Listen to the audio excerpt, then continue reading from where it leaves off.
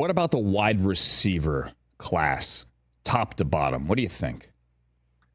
Yeah, well, I think wide receiver and offensive line, Andrew, I struggle this year with both those positions. I mean, at wideout, I would tell you that there's three or four at most first round picks, nobody in the top 10. You got Tet McMillan from Arizona, big guy, contested catch, wins with length and physicality.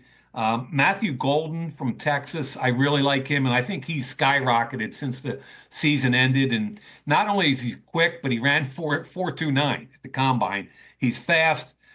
He runs good routes. He's tough. I think he's ascended through the process, and I think he could be the first wide receiver off the board.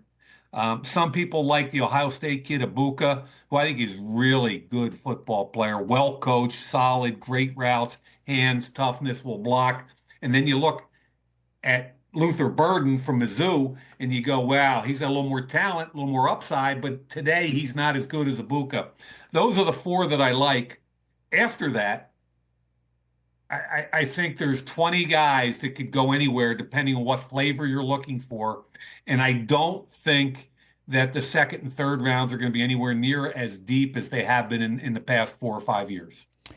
And teams need playmakers. It's a passing league, despite what we saw last year and kind of a return to the run game. And what about the O-line, Mike? Because as much conversation has been had about Will Campbell's arm size, there's not a lot of conversation about the rest of the class. Yeah. A guy I fell in love with early in the process was Armand Membu. And I was like, why is there no juice surrounding this kid? And I put a pretty big grade on him. And it looks like everybody else now has also, once the tape's circulated and been around. And I think they're the first two tackles off the board. Some people like Membu better than Will Campbell. Will Campbell to me is a tackle, and yeah, I mean, I hear people talking about guard and all the rest, but I like his hand use. I like the way it's tied to his feet. He's going to have to anchor a little bit better, but I think he can. I don't worry about that half an inch, 33 or 33 and a half.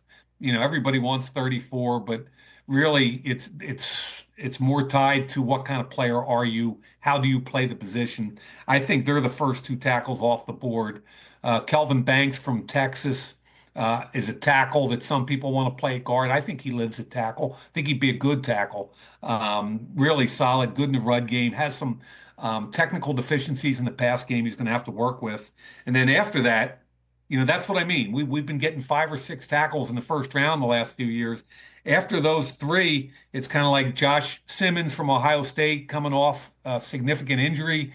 Played well prior to the injury. A guy I liked from Minnesota more than most people, Ariante Ursary, who probably goes in the second round.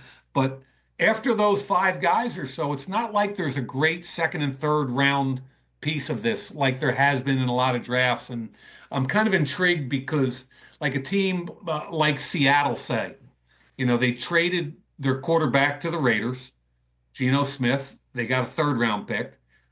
They traded their wide out to Pittsburgh. They get a second round pick. So now they have 5 picks of the first 92. And they got heavy needs at both O-line and wide out. So it'll be really interesting to me to see what they do at 18. Okay, you're going to take a lineman first because you're worried about the depth in the second round. But what about the depth at wide out also? They've got 50 and 52 in the second round, which I think can get them quality players, especially interior offensive linemen.